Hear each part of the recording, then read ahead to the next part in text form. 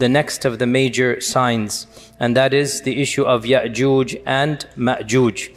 And the issue of Yajuj and Majuj is actually, for our modern times, I would say, one of the most, if not the most problematic of the signs of Judgment Day. And it has caused many of our youth to question, to doubt. I myself have met people that have actually left Islam because of these types of tales. And we have to be honest and frank and not pretend as if this doesn't exist. Perhaps some of you are not accustomed to hearing people speak like this, but my philosophy is different. We are dealing with the crisis of people leaving our faith, our own children, our own young men and women. And of the reasons why is that we are not answering some of these issues that they bring, and we dismiss them. And I myself have discussed many of these issues with these types of people, and one of them, not the only one, but one of them is Yajuj and Majuj. So we have to be very clear and frank and think critically even as we look at our tradition. So let us begin from the beginning. Who are Yajuj and Majuj? And what does the Qur'an and Sunnah say about them? The issue of Yajuj and Majuj is something that doesn't just occur in the Hadith. It is explicit in the Qur'an. So Allah Azza wa Jal mentions Yajuj and Majuj in the Qur'an. Therefore, it is pretty clear that this is not something that you can say, oh, it's only found in one hadith. No, it is found in many a hadith, but even more importantly, it is found in the Qur'an itself. Where in the Qur'an? In two specific verses, only two. Only twice in the Qur'an, Allah subhanahu wa ta'ala mentions Yajuj and Majuj. The first of them is Surah Al-Kahf. And at the very end of Surah Al-Kahf, Allah subhanahu wa ta'ala mentions the issue of Dhul Qarnayn, Jazakallah khair. The story of Dhul Qarnayn. And Allah subhanahu wa ta'ala says, وَيَسْأَلُونَكَ عَنْ ذِي الْقَرْنَيْنِ. Now, this is an entire lecture and an entire tafsir altogether. I do not have time to go into Dhul Qarnayn and the tafsir of Surah Kahf, even though it's very juicy, maybe another time. What we do know, Dhul Qarnayn, Allah subhanahu wa ta'ala says, we gave him power in this world and we allowed him a path everywhere. And he went to the easternmost, he went to the westernmost. There are stories mentioned in the Qur'an about Dhul Qarnayn. He was a just king. He thanked Allah subhanahu wa ta'ala. He found people of all different types and persuasions. And then the final one that is mentioned, the final group of people, حَتَّى إِذَا بَلَغَ بَيْنَ السَّدَّيْنِ. When he came to essentially a valley, there's two mountain slopes coming here. وَجَدَ مِن دُونِهِمَا قَوْمًا. He found a group of people. لَا يَكَادُونَ يَفْقَهُونَ قَوْلًا. They did not understand Dhul Qarnayn. Dhul Qarnayn did not understand them. In other words, this was a civilization that had no middle ground. In the good old days, once upon a time, before Google Translate, how did people translate from one another? There were people, intermediaries, who had traveled to both lands. Inevitably, you would find somebody who spoke Latin and Arabic, who spoke, this language and that language. You would find somebody. Dhul Qarnayn went to such a faraway land that the language of those people and the language of Dhul Qarnayn had no middle ground. So Allah is mentioning this is a far-flung civilization from where Dhul Qarnayn came from. So how then did they communicate when there is no language? They communicated with signs. When you're in a tourist in a different land, in a strange land, and you have no language whatsoever, you are forced to communicate with your hands. And mashallah, you can communicate so much with your hands, right? When you really have to, you can figure things out. So they are communicating with their symbols, with their gestures. And so they say that قالوا يا ذا قرنين إن يأجوج مأجوج مفسدون في الأرض. This is the first mention of Yajuj and Majuj. They say this group of people, Yajuj and Majuj, they are wreaking havoc in this world. So Dhul Qarnayn, you are a mighty king, you are a powerful person, we will give you something. We will give you money, whatever is the symbol for money, and you build a wall. You protect us from those people. O Dhul Qarnayn, you are clearly a man of intellect and power, a mighty king. You have a civilization we do not have. You have strength we do not have. So we want you to do something to protect us. So Dhul Qarnayn has gone to the furthermost regions of the world, and there is a group of people even beyond that region. This is called Yajuj and Majuj. And this civilization is saying, we want protection. We'll pay you to build this barrier between us and them. So Dhul Qarnayn says, I don't need your money. ما مكنني فيه ربي خير فأعينوني بقوة. I don't need your money. I have plenty. What are you going to give me? Rather, I understand these people are evil. So Dhul Qarnayn sympathized with this other nation against Yajuj and Majuj. So Dhul Qarnayn said, okay, you know, these people are really bad, Yajuj and Majuj, I'll help you. What do I need from you? فَأَعِينُونِي بِقُوَّةٍ أَجْعَلْ بَيْنَكُمْ وَبَيْنَهُمْ رَدَمًا. I need your strength. I need manual power. I know what to do. I have the brains for it, but I need the bronze. I need the people. So Allah Azza wa Jal then mentions that they took big bellows of furnace and iron and copper, and they made a special type of barrier, and they put these people, they used these bellows of the furnaces on a massive scale, and they made an iron barrier that Allah Azza wa Jal mentions, فَمَسْطَاعُوا أَنْ يَظْهَرُوهُ وَمَسْتَطَاعُوا لَهُ نَقْبًا. Neither could they climb over the wall, nor could they come underneath it, nor could they bore a hole between it. So it is an effective barrier.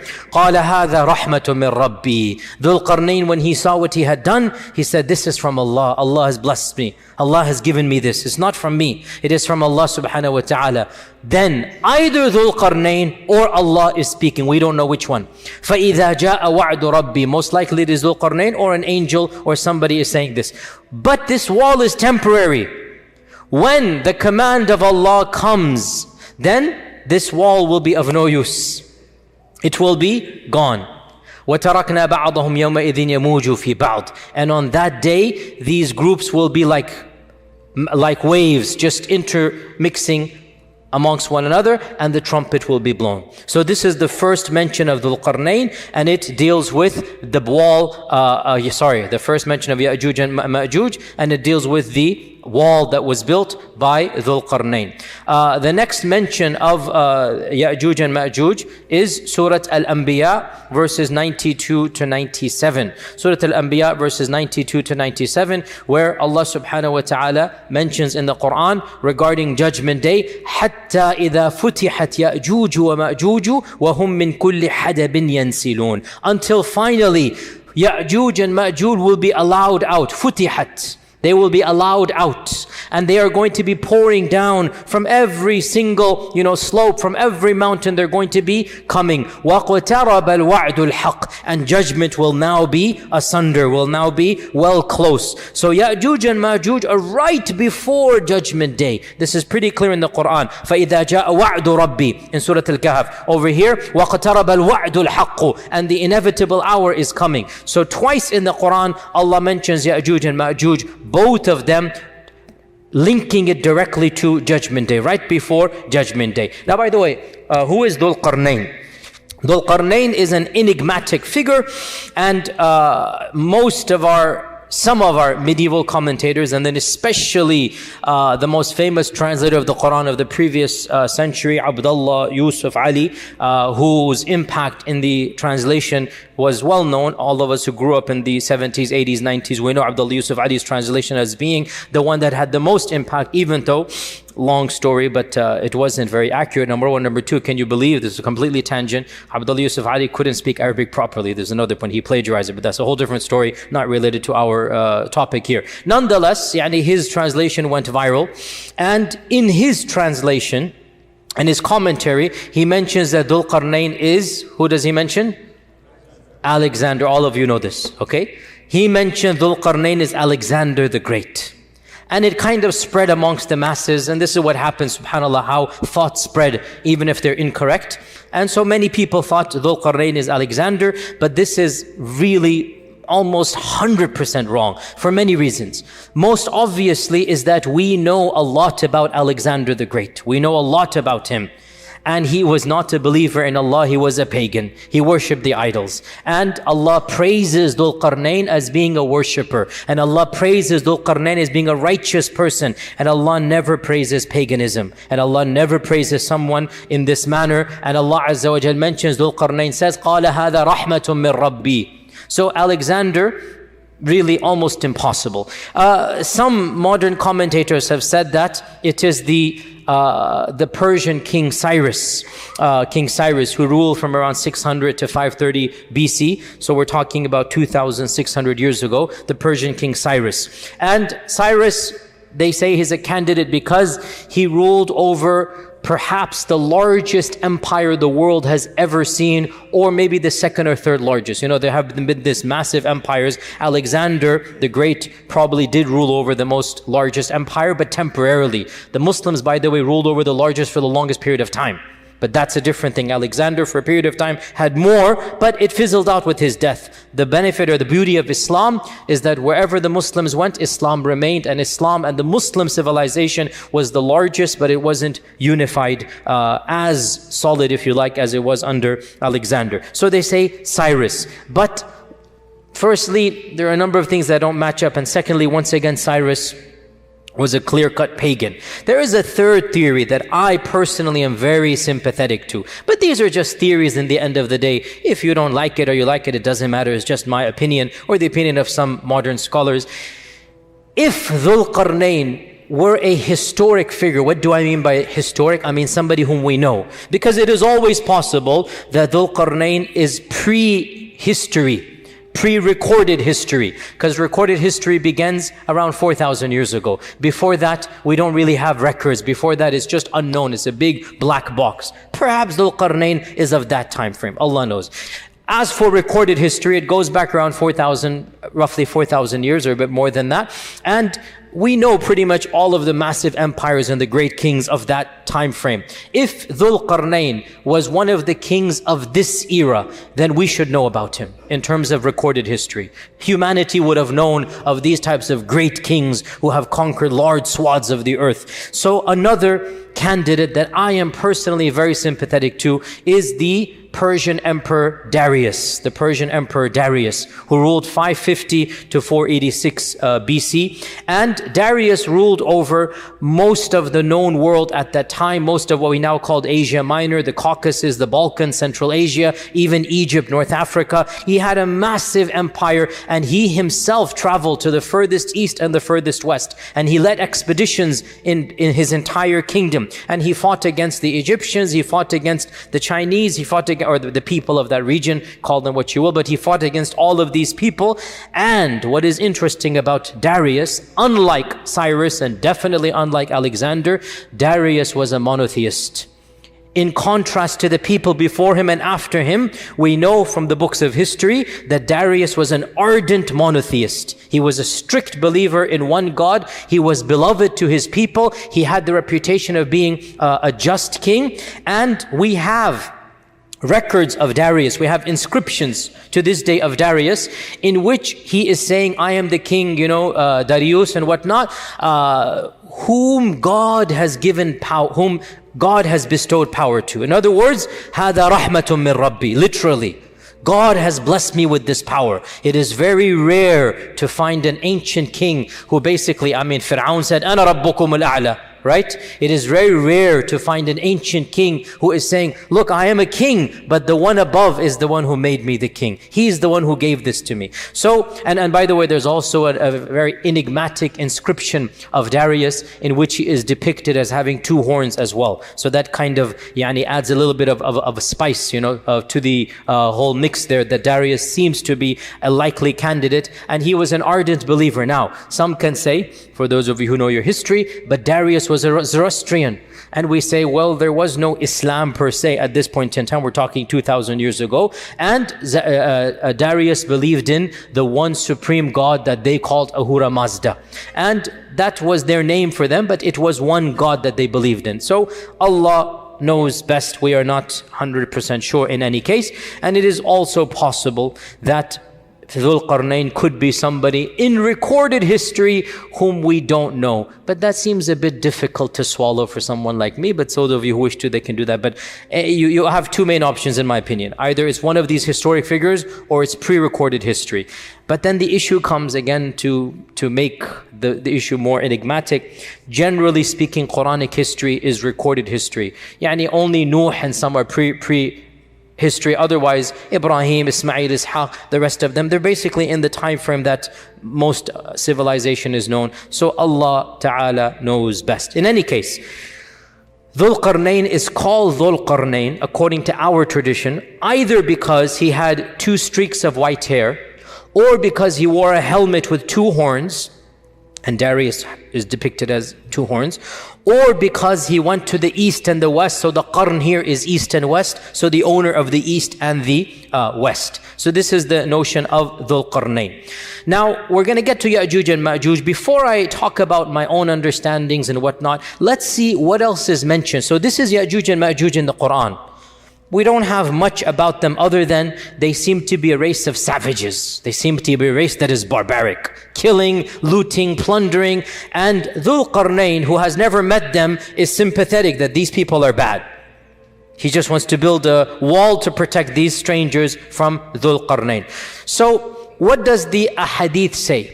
The Hadith are numerous. In fact, in the 6 books of Hadith, there are around a dozen narrations of Yajuj and Majuj. So it's not a small amount. There are around a dozen, Bukhari and Muslim have around 6 or 7.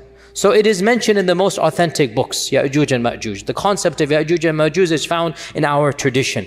And of these Hadith, is the hadith in Sahih Muslim where our Prophet ﷺ said 10 are the major signs of Judgment Day, and he mentions Ad-Dukhan, Ad-Dajjal, Ad-Dabba, the rising of the sun in the west, the descent of Isa ibn Maryam, and Yajuj and Majuj. So number 6 on this list mentions Yajuj and Majuj. This hadith is in Sahih Muslim. So he mentions Yajuj and Majuj as being one of the 10 major signs. In another hadith, Sahih Bukhari, this is the Bukhari hadith, the Prophet ﷺ, actually the Muttafaq alayh, Bukhari and Muslim, the Prophet ﷺ said that he quoted the verse in the Quran that يَا أَيُّهَا النَّاسُ اتَّقُوا رَبَّكُمْ إِنَّ زَلْزَلَةَ السَّاعَةِ شَيْءٌ عَظِيمٌ يَوْمَ تَرَوْنَهَا تَذْهَلُ كُلُّ مُرْضِعَةٍ عَمَّا أَرْضَعَتْ وَتَضَعُ كُلُّ ذَاتِ حَمْلٍ حَمْلَهَا وَتَرَى النَّاسَ سُكَارَى وَمَا هُمْ بِالسُّكَارَى وَلَكِنَّ عَذَابَ اللَّهِ شَدِيدٌ. This is the beginning of Surah Hajj, and Allah subhanahu wa ta'ala mentions in it that this is Judgment Day, that, O mankind, fear your Lord. For indeed the earthquake of Judgment Day is something to be terrified.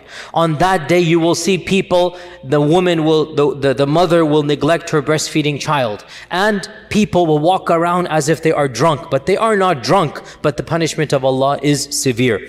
And the Prophet ﷺ quoted this ayah, and then he said that when will this happen? When will people be so terrified? When Allah will announce to the angels or to Adam that, O Adam, take the people of Jahannam to Jahannam. And so from every 1,000, 999 will go to Jahannam. The Sahaba said, Ya Rasulullah, with those odds, how can we be safe? If every 1,999 are going to go to Jahannam, how can we be safe? What is the statistical chance of us winning? And so the Prophet ﷺ said, I give you good news. For every one of you, there will be 1,000 of Yajuj and Majuj. So this hadith, which is in Bukhari, is saying the quantity of Yajuj and Majuj is astronomical, beyond what we can even comprehend. Hadith in Sahih in Musnad Imam Ahmad, that the Prophet ﷺ said that you complain that there is no enemy. Some of the younger Sahaba are wanting to have a fight. You're complaining, we're not fighting. But you shall continue fighting. There will always be qital once the fitna begins. That happened in the time of Uthman radiallahu anh. There will always be fighting until Yajuj and Majuj come. So hadith is explicit that fighting will continue until Yajuj and Majuj, and then the Prophet ﷺ described them. They shall have faces that are flat, they shall have eyes that are narrow, they shall have hair that is yellowish, and they shall descend from every single plane. Now, important to note, you shall fight until Yajuj and Majuj. He didn't say you will fight Yajuj and Majuj. We will learn, we will not fight Yajuj and Majuj. Yajuj and Majuj are not fightable. Is that a correct verb? Is that a correct noun? Masdar. They are not capable to be fought. Let us be more precise and pedantic. You cannot fight Yajuj and Majuj. We will not be fighting Yajuj and Majuj. Fighting will continue until Yajuj and Majuj. Which also means what? After Yajuj and Majuj, no fighting. So Yajuj and Majuj is the final frontier, after which there will be no fitan. There will be no fitan after Yajuj and Majuj. This also shows that Yajuj and Majuj will be of the very, very, very last fitan to take place, because after Yajuj and Majuj there will be no more major fitan for the Muslims. The Prophet ﷺ said as well, another hadith. So right now, what am I doing? I'm narrating to you Qur'an and Sunnah. I'm narrating to you our sources. Then we will pause and go back and see what we can derive from those sources. Okay, because we need to really think deeply. And in all likelihood, we will have to do a part 2 for Yajuj and Majuj, because there's a lot of material to digest and discuss. Our Prophet ﷺ said, hadith is in Sahih Bukhari, وَالَّذِي نَفْسِي بِيَدِهِ, I swear by him in whose hands is my soul, you shall continue to perform Hajj and Umrah, and you will continue to cultivate and plant trees even after Yajuj and Majuj. This hadith is in Sahih Bukhari. So in Sahih Bukhari we learn another interesting fact. Yajuj and Majuj is not the end of the ummah. What is the purpose of this hadith? O ummah, you will not be destroyed. O Muslims, you are going to be here, don't worry. No external enemy will eliminate you. This is a prediction, and it has been true throughout all of history, and it will continue to be true. Our Prophet ﷺ made 3 du'as to Allah, and he said, Allah gave me 2 of them and he denied me 1. Remember this? We went over it a few weeks ago. The second one was, O Allah, do not allow my ummah to be destroyed by an external enemy. And Allah said, I've given it to you. Never will an external enemy decimate and eliminate the ummah, even if they eliminate parts of the ummah. The whole ummah will never be gotten rid of by an external enemy. So the Prophet ﷺ is giving good tidings. You're worried about the Quraysh, you're worried about this and that, don't worry. I am telling you, I swear by Allah, not only will you survive, you will do Hajj and Umrah. You'll retain your religion. And you will cultivate, you'll retain your dunya. Even after Yajuj and Majuj. So, even Yajuj and Majuj are not the end of Muslims. There shall be Umrah and Hajj, and there shall be cultivation and planting even after Yajuj and Majuj. So this is another interesting thing that we derive. In another hadith, muttafaq alayh, Bukhari and Muslim, the Prophet ﷺ entered in upon some of our mothers, some of his wives, and he was agitated, he was concerned, he was worried. And he put his finger and his thumb together in a circle. He put his finger and his thumb in a circle.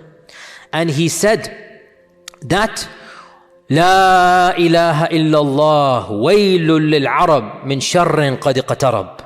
La ilaha illallah, waylul lil Arab min sharrin qad iqtarab.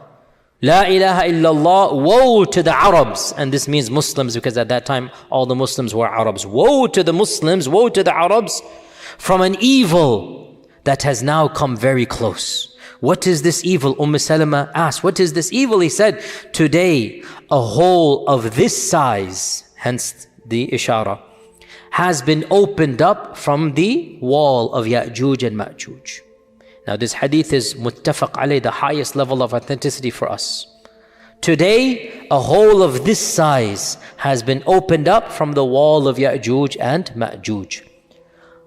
Salama said, Ya Rasulallah, anuhlaku wa fina salihun? Will we be destroyed and there's still righteous people amongst us? will piety not save us? And our Prophet ﷺ said, Na'am, إِذَا كَثُرَ الْخَبَثِ.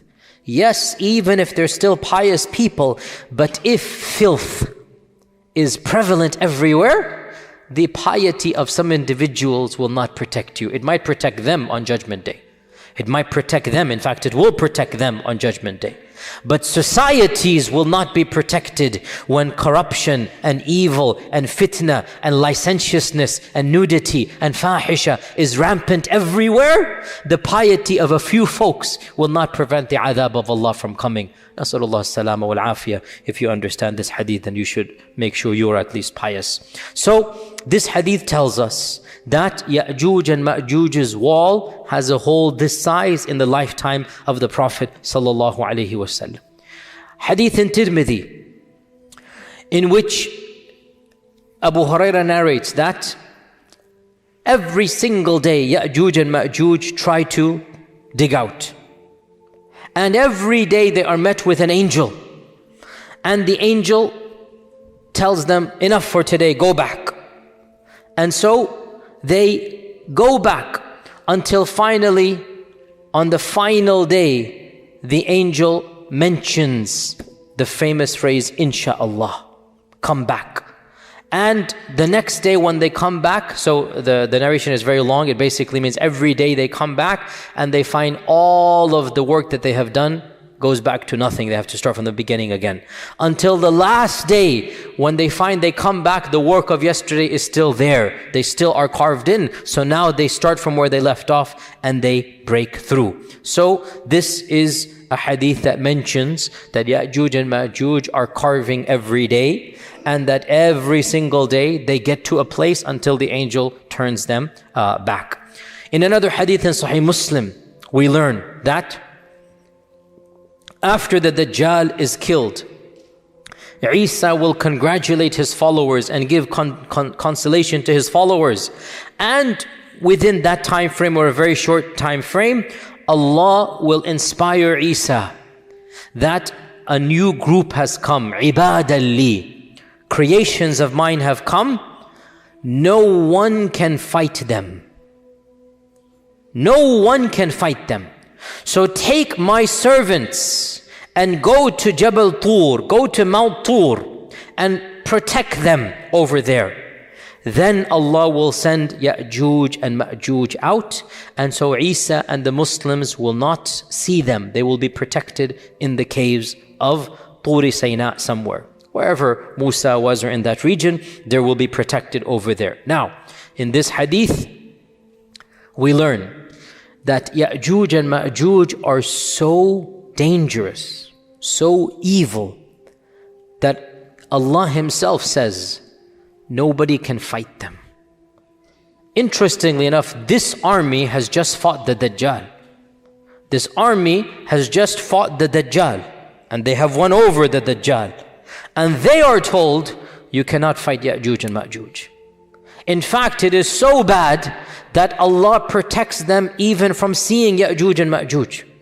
They just flee by the command of Allah before Yajuj and Majuj come. They find protection in the caves that Allah tells them to find protection in before Yajuj and Majuj come, and they remain in those caves. For how long? Allah subhanahu wa ta'ala knows best. And in fact, in one narration, it mentions that Isa and his followers, they will seek refuge in a cave for so long that what is the term I'm looking for? The head of a ram, the head of a goat, the head of a ram, a dead ram, will be more precious to them than 100 gold dinars. Now the head of a ram is almost useless. It has no meat, it has nothing you can benefit from, you throw it to the side. But they will be in the cave for so long that that head will be more precious to them than 100 gold coins. A fortune. They have nothing to eat and drink until finally, when they notice whatever they notice, we don't know, the hadith doesn't mention, maybe there's quiet, maybe there's something, they will say, who can go and volunteer and see what is going on outside the cave? So a man will volunteer, he will be considered the best of them, and he will resign himself to die the death of a shaheed. He's given up that he's going to die the death of a shaheed. And he will come out only to see that the world is full of corpses of Yajuj and Majuj. The world is full of corpses of Yajuj and Majuj. And then he will call out the people, and they will come out and they will see not a single handspan of the earth except that it is piled with Yajuj and Majuj, and the world will stench. There will be a stench that they cannot bear from Yajuj and Majuj's body. So they will desperately plead to Allah subhanahu wa ta'ala at this. And Allah Azza wa Jal will send a rain that will cleanse the earth, a cleansing that it has never had before. Deep cleansing from Allah Azza wa Jal. In another narration, Allah will bring a special type of bird that will pick up their bodies and take them away. So we have the removement of the corpses, then we have a special rain that will wash away the remnants as well. So this is another tradition from Sunan at-Tirmidhi. We also have in Musnad Imam Ahmad the phrase, which is also in other books as well, that Allah Azza wa Jal will send Yajuj and Majuj, and they will descend from every single plain. وَهُمْ مِنْ كُلِّ حَدَبٍ يَنْسِلُونَ. This is a Quranic verse. And they will pass by At-Tabariyah, and they will drink from At-Tabariyah. It's a massive lake. We'll mention which one it is in a while. And by the time the last of them passes by, there will be no water in the lake of Tabariyah. And the last batch will say, there used to be water over here.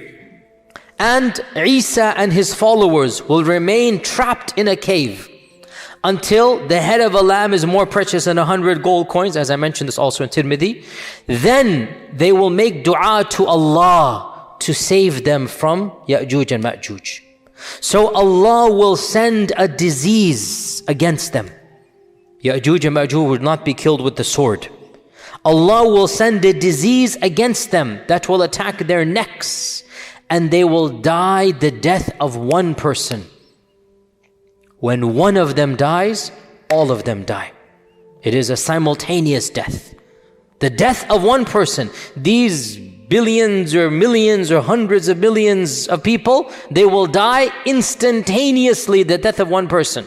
The death of one person, and then this man will come out. The hadith goes on the back to the one that I mentioned. The man will come out terrified, scared. He will find everybody is already dead. Then Isa will come out. They will find not a single space to stand except the bodies will be rotting. So Isa will make dua again. So Allah will send birds with the necks of Bakhtari camels. Bakhtari camels, the Bactrian camels, the camels that have these U-shaped necks. There will be birds like this. Massive birds will come, maybe Tayran Ababil, something like this. They will take them and then throw them wherever Allah subhanahu wa ta'ala wills. So this is another narration. Yet another narration. Yajuj and Majuj will conquer everybody in this earth. They will kill everyone. Pause here, footnote. Who will they kill? Clearly not the followers of Isa. So the remnants of the army of Dajjal, anybody who fled and was not caught, any human beings that have not embraced Allah and believed in Isa at this point in time, these will now be destroyed by Yajuj and Majuj. So Yajuj and Majuj will conquer the world, and they will get to Tur, and Tur is where Isa is. They will get to Tur. In one narration, they will get to the Jabal of Quds, the mountain of Quds. Is this Mount Olives? Is this the mount that is in front of Aqsa? In that region they will be. And they will find nobody to conquer. They've conquered everybody. So one of them will say, we have conquered the inhabitants of this world. Let us conquer the inhabitants of the heavens. So they will throw an arrow towards the heavens, and Allah will cause the arrow to come back full of blood. In another narration, they will wave their spears towards the heavens, and Allah will cause their spears to come back with blood. And so they will say, we have now conquered those in the heavens. Then Isa will make the dua, and then they will be destroyed. Now, this lake Tabariyah, most of our commentators mention that this is the Lake Tiberias, the Lake Tiberias. And this is also called by the Christians the famous Sea of Galilee, the Sea of Galilee. Okay, and to this day it is called Tabariya by the Palestinians and the Arabs of that region. Tabariya it is called, the Sea of Galilee. And the Sea of Galilee, it is a massive, massive lake. It is a massive amount of water. It has fed the crops and the people for 2,000-3,000 years. What group is Yajuj and Majuj that in one generation, that lake which has given mankind water for 2,000-3,000 years will be gone? Think about that. How much will this group drink?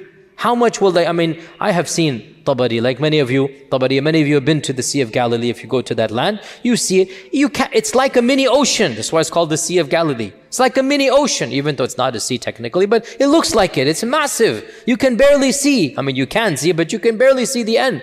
This all water will be gone in one group? How? Think about this. It's very strange. How can it go? But this is what the hadith says. Also, what type of enemy is this? That the people of Isa haven't even seen them. What type of enemy that they cannot physically even fight them? Are they not humans? We're going to come to this. Because they fought Dajjal and his people and they were human. What is going on here? That they are not even seeing them. The man who's going to go see them is thinking he's going to die just by looking at them. He's already made up his mind, I'm a shaheed, I'm going to die. He volunteers the death of a shaheed, like there's no way I'm going to be coming back.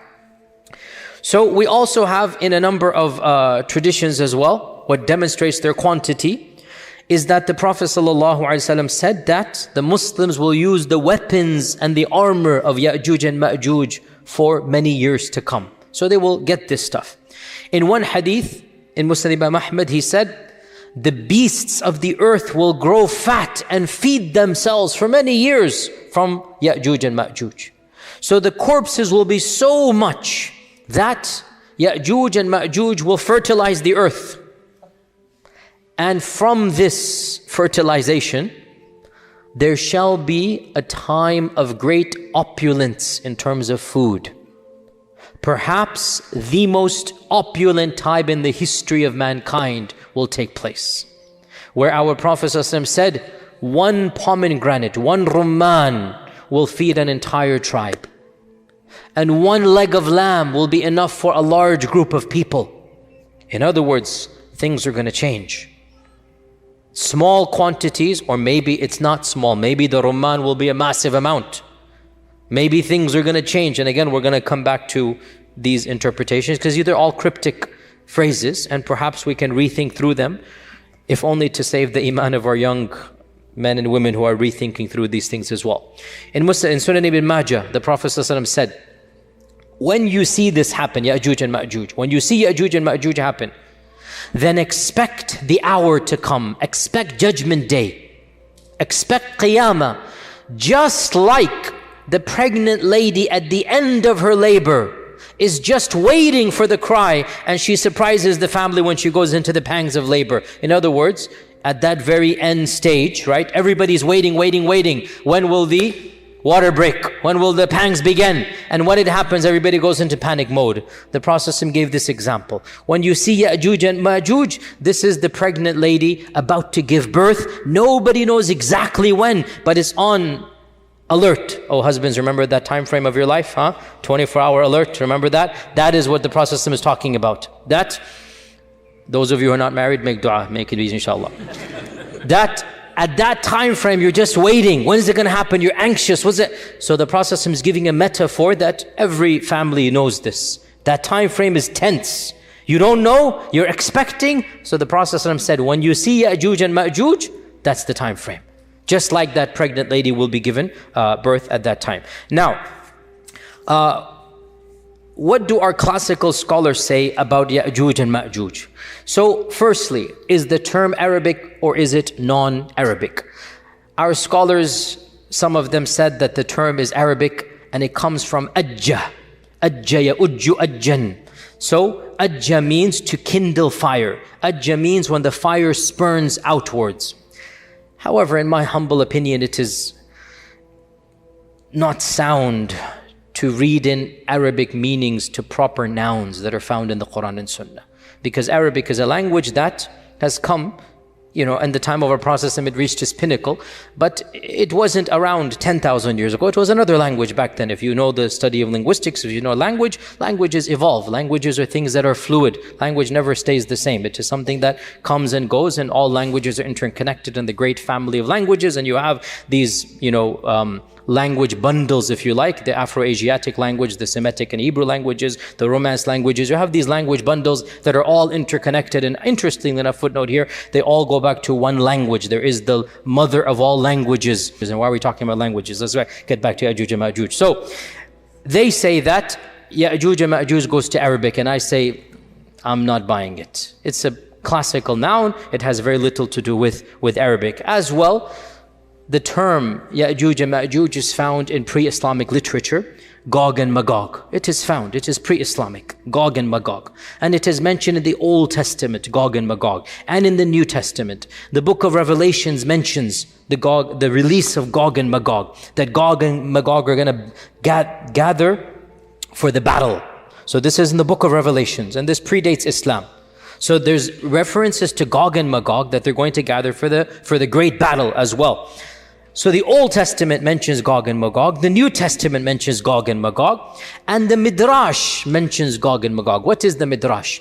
The Midrash is like the tafsir literature for the Jews.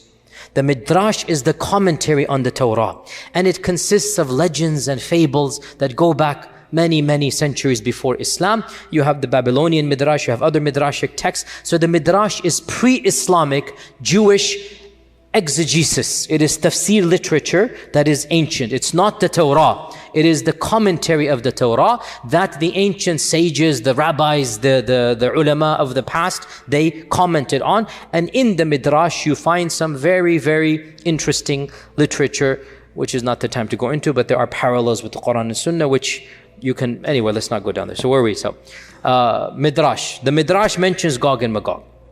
What does the Midrash say? The Midrash says that there will be a forerunner to the Messiah. We talked about the concept of Messiah in Judaism, remember? You guys remember, right? And Moses Maimonides put belief in the Messiah as a part of his 13 points of Aqeedah.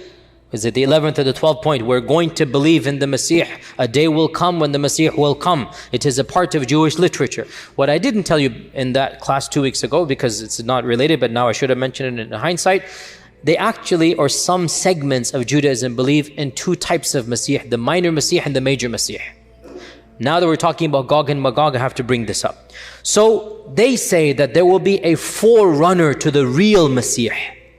And this forerunner will defeat Israel's enemies. When they say Israel, they don't mean the country, they mean Bani Israel. Remember this, right? When the Midrash says Israel, they mean mu'mins, Muslims, i.e.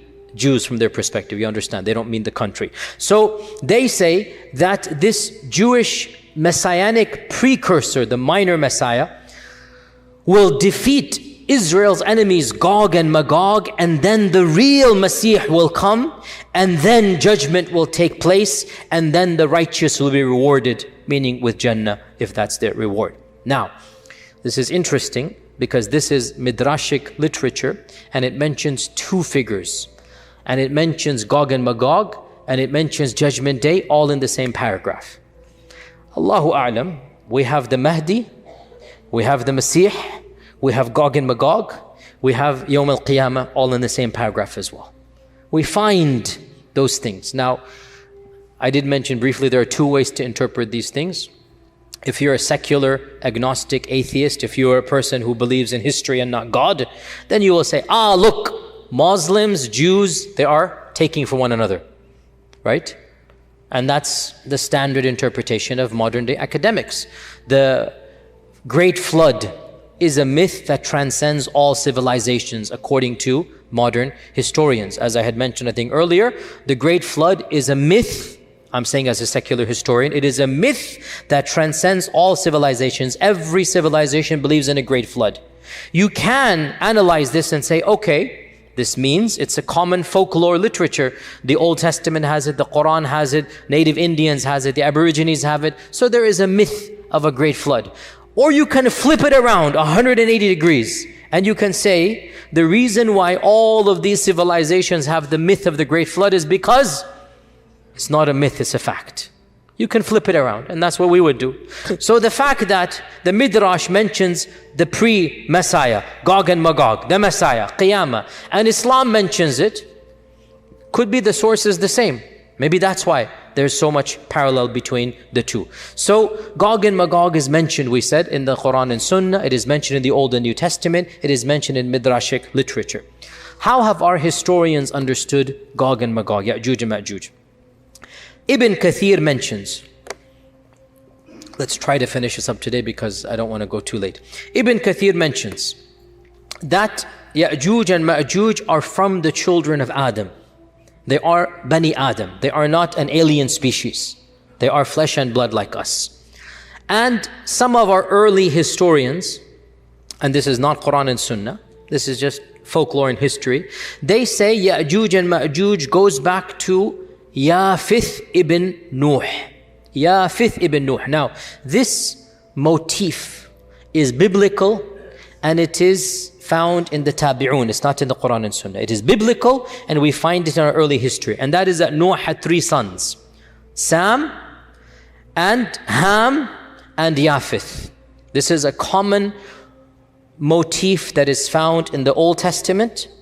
It is something that the Semitic races believe in, and it is found not in the Qur'an, not in the Sunnah, but in where? Early Islamic historical traditions. Which is why we don't necessarily have to believe in it. If it was the words of Allah and His Messenger, سَمِعْنَا وَأَطَعْنَا. If it's the word of a tabi'i, or even a sahabi, because this is history and it's not ilm al-ghayb, we don't have to accept it. So this issue we find it in the Tabi'un, that Noah had 3 sons. Sam, Ham, and Yafith. And from Sam, we get the Semitic peoples, the Arab and the Hebrew race, and also according to this interpretation, Faris and Rum, the Persians and the Romans, right? Hence why, again, bit of a tangent. Problem is I love these tangents and I don't have time. See, that was a bell. Don't go into these tangents here, huh? Back in the 1910s, when there was race laws in America, there were race laws in America. Hitler got his race laws from America, by the way. A tangent upon a tangent, there you go. There was a problem. How do we classify Arabs? How do we classify Arabs? How do we classify Desi log? A Hindu sued in the Supreme Court. And he argued, I'm not making this up. You can look this up, a famous case. I forgot the title. Singh versus this. No, it wasn't Singh. I'm joking. That was just a joke. That was a scrap that. But it was a Supreme Court case. Supreme Court case. And he argued that he argued he's Aryan. Aryan mean Caucasian. In fact, he said, I am the Asli Aryan. You guys are Naqli Mal. I'm the real guy. And he used these race theories. And from this as well, Middle Easterners said, well, we are Caucasians. We are the descendants of Sam. They brought in the Bible. We are this. So this is now a theory that they had. And that is why to this day, some people say if you're Arab or Desi, you're technically Caucasian. And in fact, all of this is a little bit antiquated, to be honest. These views and whatnot, they don't add up scientifically. So all of this is anyway. But the point is, this is the notion that Sam is Semitic. And Ham is the father of the Barbar and the Qibt and the Sudan. So African peoples, Ham. And Yafith is the father of the Atrak and the Slavs and the Yajuj and Majuj. So the Russians and the Mongolians and whatnot are Yafith. To be brutally honest, this entire trope smacks of racism. And it's not found in the Qur'an and Sunnah, and it seems to be biblical, and it seems some of our early commentators copied and pasted from the Old Testament, which is actually very common. There's a genre called Israeliyat, where some of our earliest scholars, they would study the Midrash and they would study the Jewish folklore. And at that time, the Jewish folklore was considered to be a civilization worthy of admiration and respect. So they would take this and then speak it in Arabic to the masses, and the people would think that this is a part of Islamic folklore, even though it is coming from the Midrash, and this is well known, but I'm not inventing this up. It's called the Israeliyat. Look this up. So Allah knows best. I am very skeptical of all of this in any case. So Ibn Kathir says they are the children of Yafith. That's what I'm trying to say. All of this was that. And this is the standard interpretation of the majority of our medieval scholars. The fact that Yajuj and Majuj are Bani Adam, it seems pretty clear from our tradition. Bani Adam means human beings. And we learn this from a number of evidences. Of them is the famous hadith in Bukhari itself, where Allah says to Adam, O Adam, take the people of hell to hell, and he shall take his children. And that's when the 999 will go. So the fact that his children includes Yajuj and Majuj shows that they are Bani Adam. Okay, now we have some really bizarre interpretations that are found in our books. And again, we have to be a bit more discerning. Just because it's written in Arabic doesn't mean it's the gospel truth. Pun definitely not intended. Just because we find it in an ancient book doesn't mean anything. We find ancient books written in our tradition that mention bizarre stories, truly mind-boggling. Some of the earliest books like Ka'b al-Ahbar and others.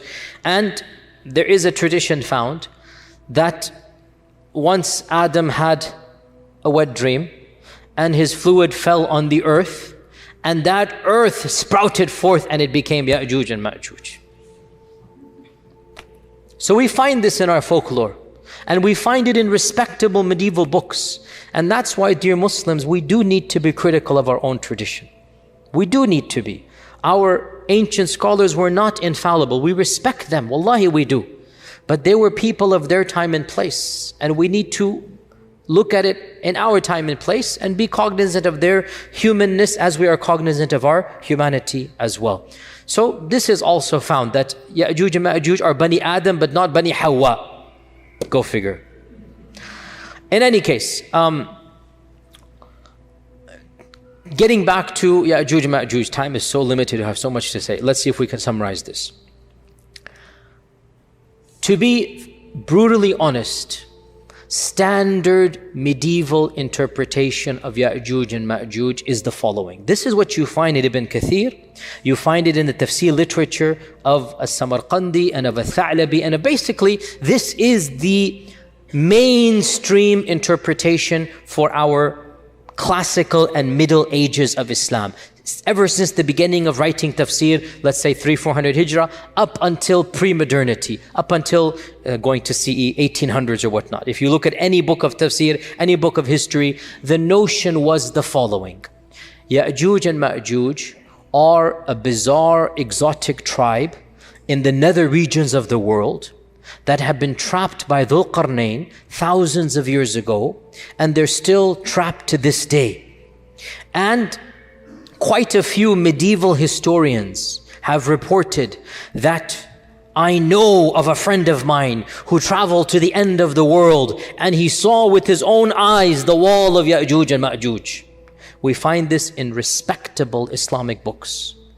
The notion that Yajuj and Majuj are a living tribe blocked to this day behind the wall that was built 4,000, 5,000 years ago. That wall miraculously is still there. People can see on the one side, and on the other side you have these savages that Allah knows how they're eating, drinking, replicating, whatnot, and they're still there for eons and eons and eons. This is the standard interpretation of our scholars of the tradition, not of the Qur'an and Sunnah. You understand what I'm going to get at, okay? We don't blame them. In their time frame, the world was unexplored. In their time frame, nobody traveled the world. The reason why Marco Polo became famous and Ibn Battuta became famous was because they traveled half the world. That's it. And they became world famous because they did what nobody had done. They simply went from one side of the known civilized world to the other side, and they came back. Marco Polo to Naples, to Italy, or to Sicily, wherever he was. Naples or Italy, where was he? And Ibn Battuta to Tunisia, where he was from. So people didn't travel. And folklores and legends were very common, and it was easy to believe these types of things. That there is this nether region of... And you know, if you read, by the way, even Ibn Battuta, by the way, you find bizarre fables. You find belief in mermaids and you find weird creatures and whatnot. This is what he believed. He really believed that there are races and aliens, or not aliens, but you get my point. This is the notion of his time. Marco Polo as well, he believes these types of things. So it's not surprising that our medieval scholars believe this type of stuff. Now, obviously, dare I say, anybody who knows science and geography and modern civilization, you cannot believe that there is a tribe for 4,000 years trapped behind a wall. I mean, if you believe this, that's your position. I cannot believe it. I find this very difficult to believe. So this has led people to do multiple things. We have 20 minutes left. I have to wrap it all up now, subhanAllah. The first interpretation, which is the standard interpretation of medieval Islam, is that, okay, maybe there are places in the world that are undiscovered. Maybe there is a race of people locked up behind the Caucasus Mountains or in Mongolia or whatever, and they're still over there. And Greenland, Greenland, interesting. How would Dhul Qarnayn get to Greenland? Because he's traveling. فَأَتْبَعَ سَبَبًا. He didn't go on a ship, he walked on a road. So that kind of, it's not the Bermuda Triangle, no. But many Muslims still believe this. I have nothing to say to this. If you believe it, I have nothing to say. I don't believe it, is all I'm trying to say. I'm not trying to dismiss any person's belief, and this is the belief of medieval scholars. If you still believe that there's a big wall that is lasting for thousands of years, and by the way, no human structure is that fortified for 4,000 or 5,000 years that nothing happens to it. Even the Great Wall of China needs to be built up or whatnot. I mean, it doesn't work that way. But anyway, if you believe, and anyway, so this is, what can I say? If you believe it, you believe it. I am somebody who, what can I say? My mind doesn't believe this. Others have said, we need to reinterpret Yajuj and Majuj metaphorically. And this goes back to another thing that I kept on stalling when we talked about the Dajjal, because I wanted to talk about it with Yajuj and Majuj. And that is this newfangled interpretation, and it is newfangled, you do not find it in pre-modernity. This is a very modern interpretation. It only begins in the 60s and whatnot, and it has now become common, very common, so much so that many famous people, many mainstream people are explicitly or implicitly saying it in this land and in some islands in the Bermudas as well. There's a famous person who's well known for this type of theory. No names mentioned. It's not my philosophy to mention names typically. Where they say Dajjal and Yajuj and Majuj are symbolic. Symbolic. It's not an entity. Dajjal is, he will say, globalization. And Yajuj and Majuj, they might say Russia and America, the superpowers. And honestly, I mean, okay, jokes aside, I admire the fact they're trying to salvage the tradition, because they understand that mainstream interpretation doesn't make sense. So they're trying to salvage the tradition, and they say, you know what? Dajjal is a demonic force. Dajjal is a global empire. Dajjal is the new world order. Then you get into the triangle and the eye and this and that, and the whole rabbit's hole begins. You can now, once you go down the rabbit's hole, make dua, there's nothing to be done once a person goes down that hole. What can I say? If a person believes this as well, the problem comes. The same traditions that you get the concept of Dajjal from, those same traditions tell you a lot about the Dajjal. So you can't pick and choose and reinterpret everything. Either you reject Dajjal in totality, which some progressives and modernists have done. Dajjal is not mentioned in the Qur'an. They reject all hadith. So they say, khalas, let's be done with. And they reject Yajuj and Majuj hadith. So they say, well, the Qur'an just mentions 2 tribes, so they're going to come, some races will come and have a big war. Fair enough. If your principle is you're going to reject hadith, that's not ours. If your principle is no hadith, then you can derive an entire interpretation that is independent of mainstream Sunni Islam and be gone with it. But the deal of these folks is they claim to be Sunnis, and they are popular in Sunni circles, and they are trying to metaphorically reinterpret these traditions. And we say that, I don't think in this case you can have your cake and eat it as well. It's nice too. I love to have my cake and eat it as well. But in this particular case, I don't think it is methodologically sound. Because the same traditions that tell you about Dajjal, tell you about Yajuj and Majuj, they have all of these details we mentioned. And it's pretty vivid, the impression given, right? Dajjal will be killed by Isa, one-on-one. The blood of the spear will be shown. It's clear. Yajuj and Majuj, the corpses will be piled up. I mean, those same traditions mention what we have just mentioned. So I'm not too sympathetic to this reinterpretation as well. Is that clear? I personally don't buy it. A third interpretation, and this became common. The first person I know who said this was back in the 50s. Maybe reformed, but at first I know, back in the 50s. He said that Yajuj and Majuj are the Chinese race. And the great wall that was built by Dhul Qarnayn is the wall of China.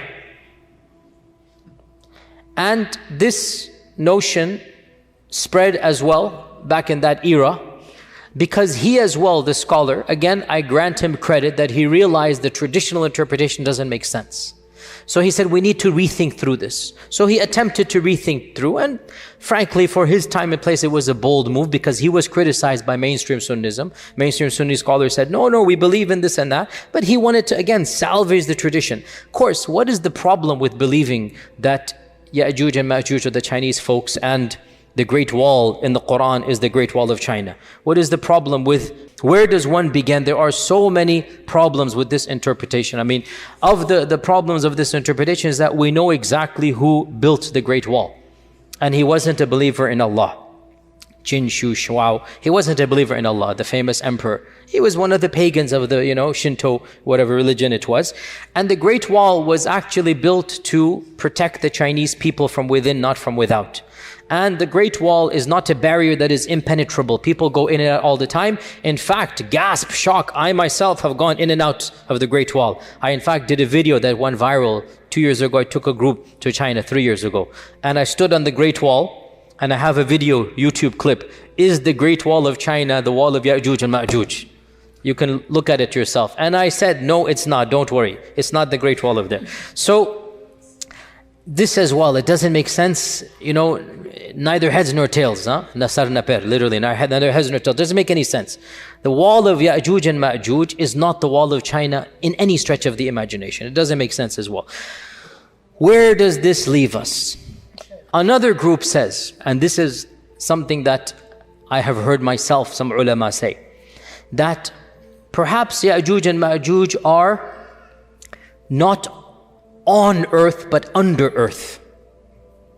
That's why the satellites haven't discovered them. And this, again, I appreciate the salvaging, I really do.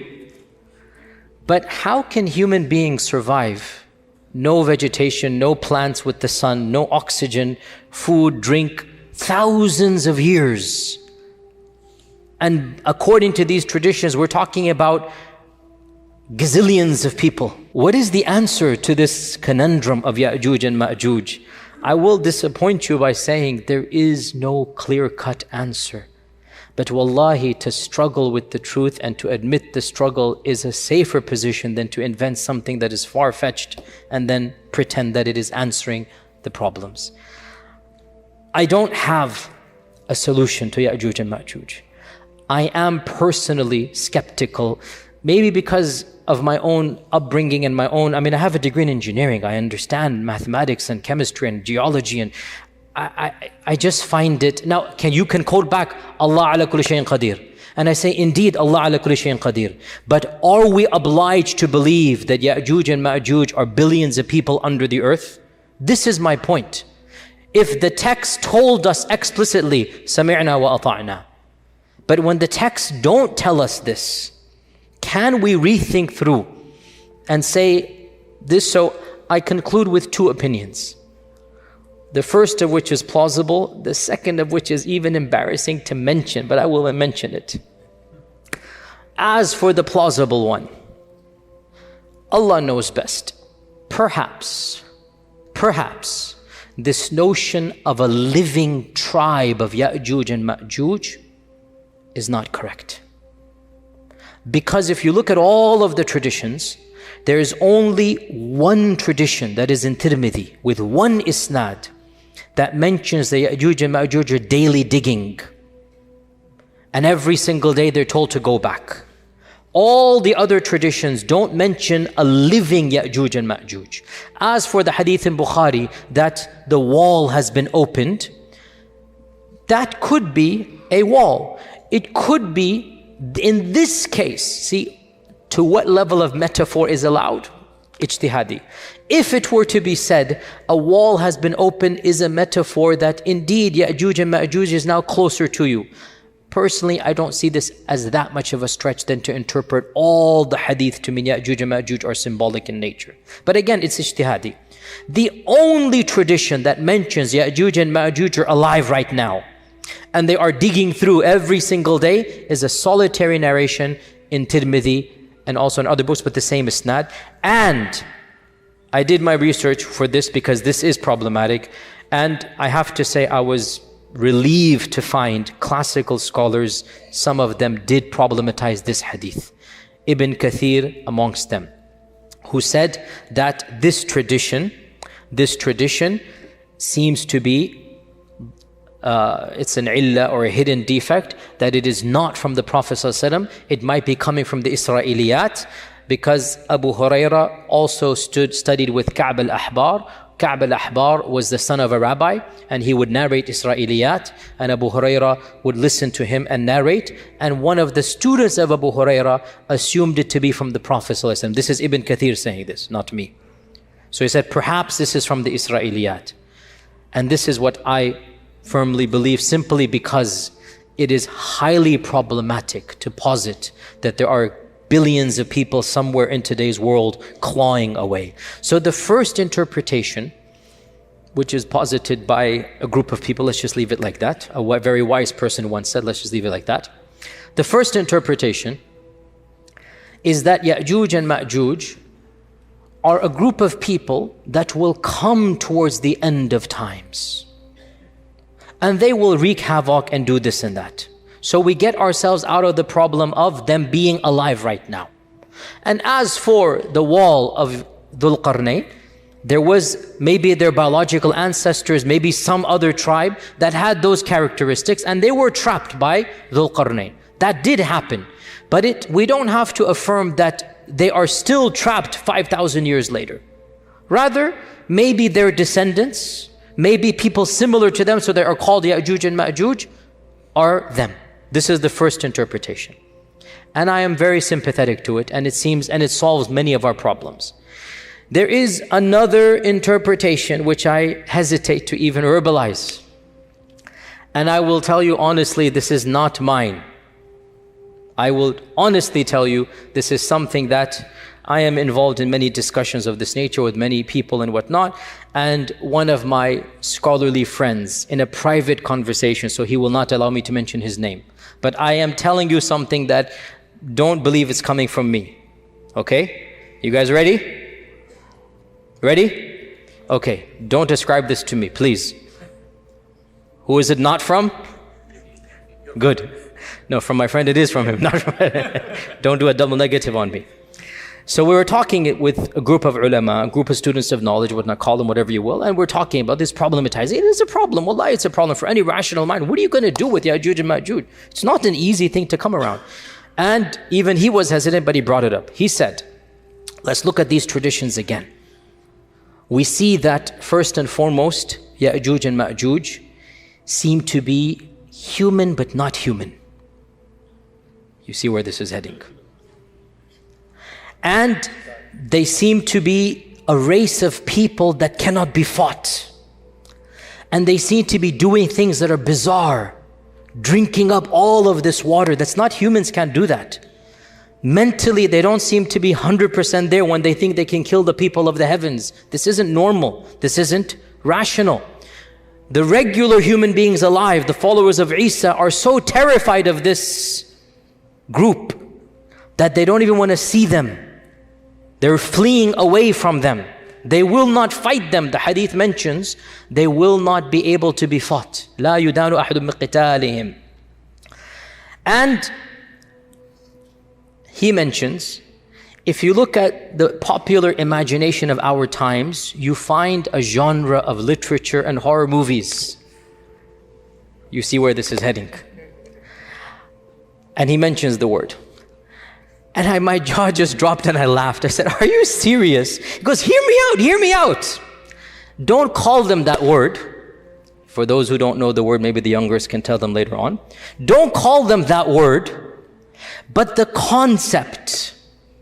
What if we're talking about chemical warfare, we're talking about Dajjal, we're talking about the bird falling down, things are happening, weapons being unleashed, weapons beyond our understanding.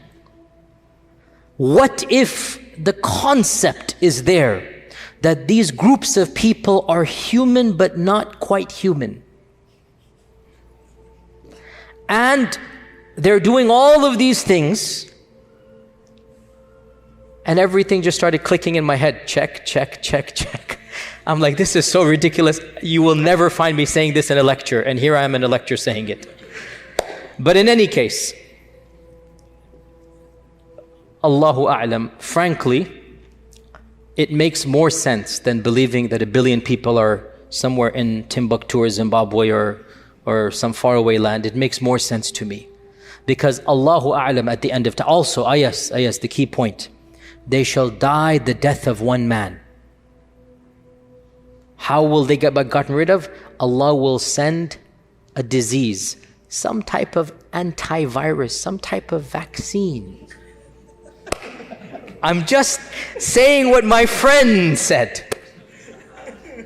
Because the hadith mentions this explicitly, does it not? Allah will send something that will get them in the neck, and they will die the death of one person. So when my friend kept on going over all of these points, my laughter turned to a serious contemplation. And I said, but how do we tell the public this? Then I said, I'll just project it onto my friend, which it is true, it is coming from him. And I'll take myself out the picture so that as you laugh at my friend, but the laughter will slowly turn to contemplation. And deep down inside, you'll realize this makes a lot more sense than anything else out there. So we conclude by stating that Yajuj and Majuj are a reality. We believe in them because the Qur'an mentions it. And that these enigmatic descriptions should not cause us doubt, because strange things will happen towards the end of times. Don't base the validity of Islam on trying to understand Yajuj and Majuj. That's ridiculous. We base the validity of Islam on the Qur'an, on the beauty of Islam, on Tawheed, on La ilaha illallah, on the fact that it answers all the big questions of life. Islam comes with some things that may be beyond our comprehension, such as Yajuj and Majuj. We just have to sami'na wa ata'na. And when it happens, all of these hadith will fit into place and we will see, oh, I get it. That's what was being referenced here. So in the end, Allah Azza wa Jal knows best.